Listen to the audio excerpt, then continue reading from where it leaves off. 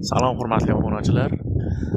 Sizlarga bugun Zomin dam olish maskanidagi narxlarni, shart-sharoitlarni, turar joylarni tanishtirishga harakat qilaman. Videoga like bosib, obuna bo'lishni unutmang. Bugun 2025-yil 30-may kungi sanasi va shu kun holatiga bo'lgan narxlarni aytib o'taman. Zomin dam olish maskaniga kirishda Zomin postida 7 yoshgacha bepul, 7 yoshdan yuqorilarga 18750 so'm bir martalik kirib chiqish uchun to'lov qilinadi. Mana bu Zomin dam olish sanatoriyasi. Sanatoriyada hozir mavsum boshlangani uchun joylar yo'q.